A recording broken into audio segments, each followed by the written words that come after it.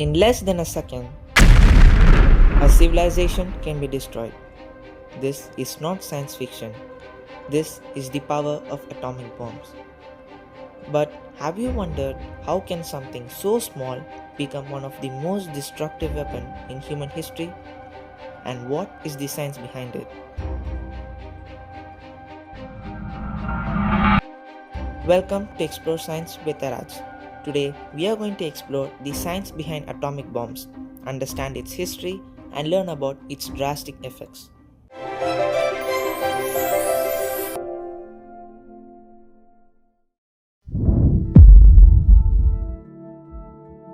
An atomic bomb is a very powerful nuclear weapon that releases energy through nuclear fission.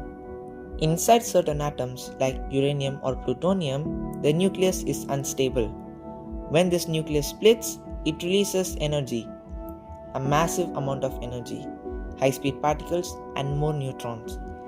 These neutrons go on to split other atoms and this creates a chain reaction, a rapid, unstoppable cascade of chain reaction. All of this happens in a fraction of a second and the energy released follows mass energy equivalence. That is, a tiny amount of mass becomes an enormous amount of energy. We have discussed this concept in our previous videos, so do check them out for more info. Atomic bombs rely on very specific materials. One of them is uranium-235, a rare form of uranium that can sustain a chain reaction. This type of uranium is chosen because such a small addition of a single neutron will transform uranium-235 into uranium-236, which is highly unstable and starts a chain reaction. We have discussed it detailed in our previous video, so we are not going to dive very deep in it. So do check out that video to get a clear understanding of this reaction. The same applies for plutonium-239, that is, when a neutron comes in contact with plutonium-239, it turns into plutonium-240, a very unstable atom, just like uranium-236. An amazing fact about plutonium-239 is that it is a man-made element but highly suitable for fission. These materials are called fissile materials. They are chosen because their nuclei can be split easily and can continue a chain reaction. Other component includes conventional explosives, protective casings, and systems that bring the material into the right conditions.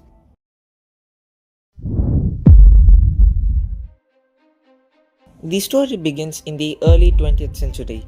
In 1938, nuclear fission was discovered by Otto Hahn and Fritz Strassmann. This discovery revealed that atoms could release enormous energy.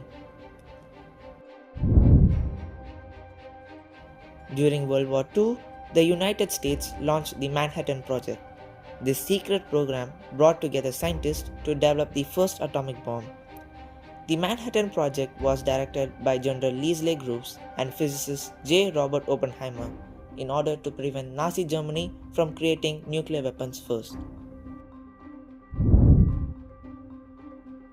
The first detonation of a nuclear bomb conducted by the United States Army on July 16, 1945 as a part of the Manhattan Project was named Trinity. The test was of an implosive designed plutonium bomb or gadget, the same design as the Fat Man bomb later detonated over Nagasaki, Japan. The test released energy equivalent to 22 kilotons of TNT, far more powerful than any weapon ever used before.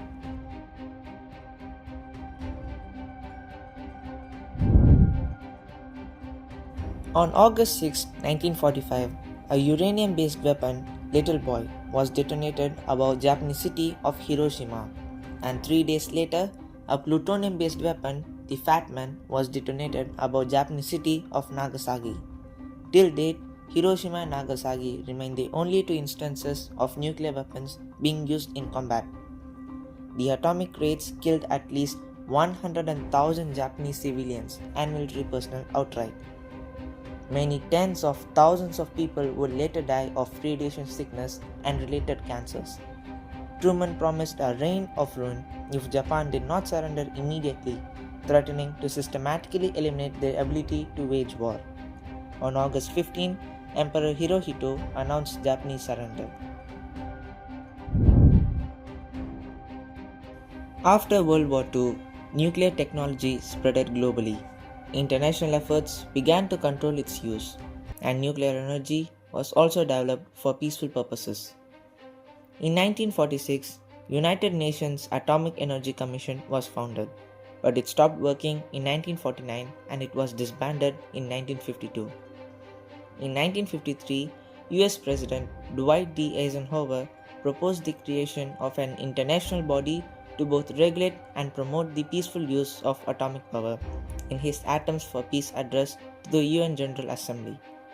In September 1954, the United States proposed to the General Assembly the creation of an international agency to take control of fissile materials, which could be used either for nuclear power or for nuclear weapons.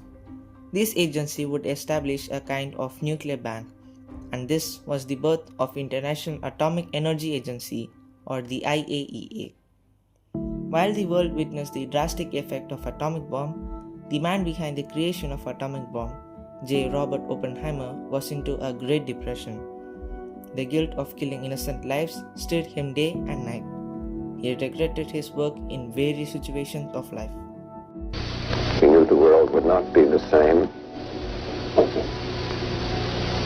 Few people laughed. Few people cried. Most people were silent. Now I am become death, the destroyer of worlds. I suppose we all thought that, one way or another.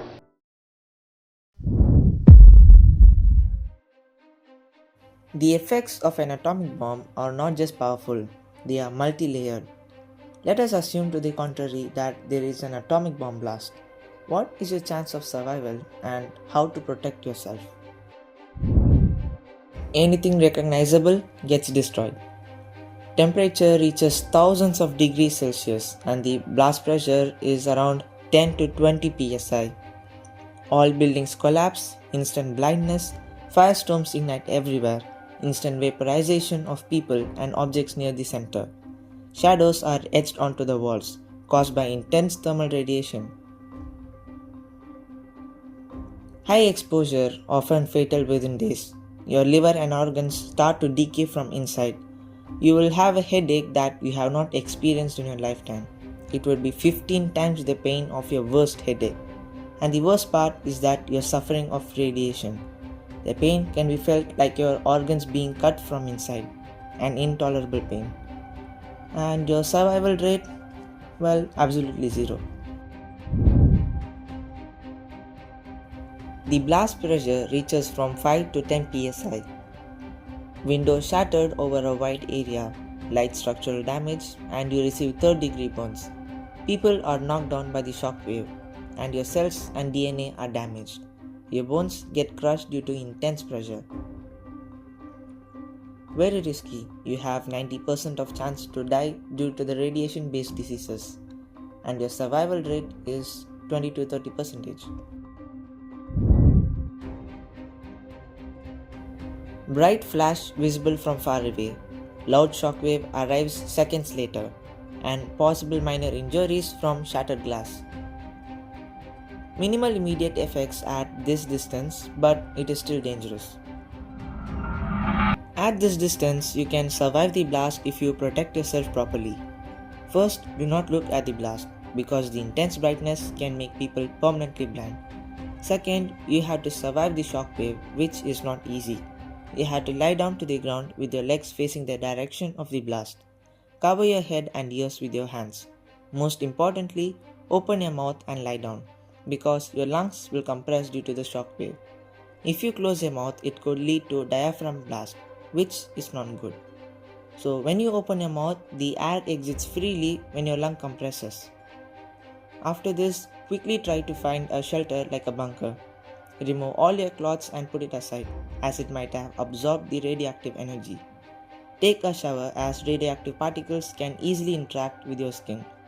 Then the only thing you have to do is to stay informed and wait inside until the radioactive intensity reduces.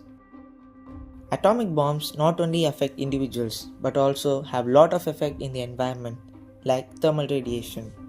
An intense flash of heat is released. Temperatures near the center can reach millions of degrees. Fire ignites instantly over large areas, leading to forest fires and, of course, lot of air pollution. Hot air rises rapidly, forming the iconic mushroom cloud. This is caused by the intense heat and pressure differences. Other long-term effects are slow but dangerous.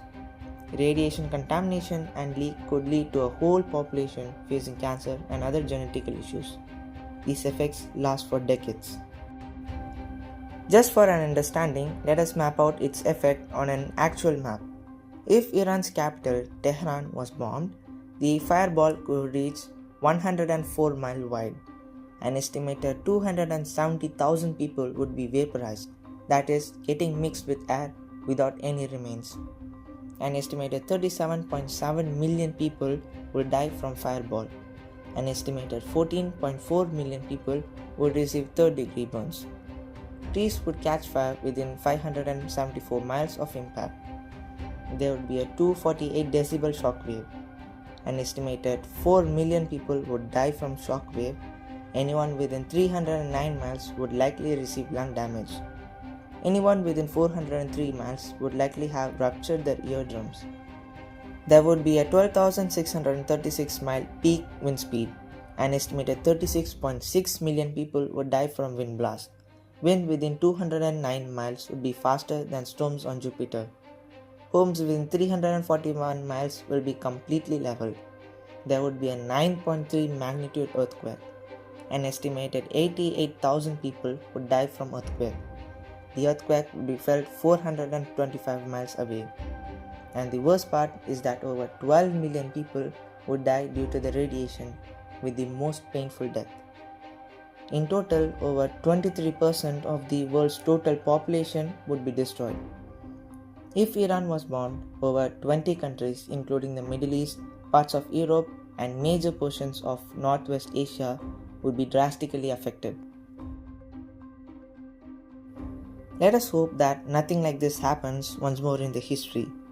But recently, there were rumors regarding the American President Donald J. Trump intending to use nuclear weapons against Iran.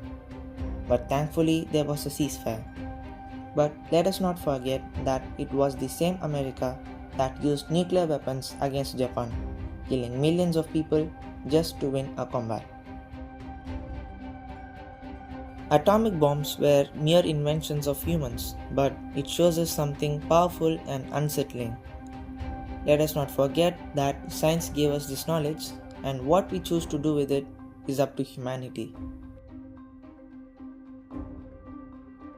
If this helped you understand the science behind atomic energy and explain the intense history and effects of atomic bombs, like the video and share it with someone whom this video might be informative. And subscribe to Explore Science with Teraj for more of these interesting contents. Because science is not just about discovery, it's about behaving with responsibility. See you in the next video.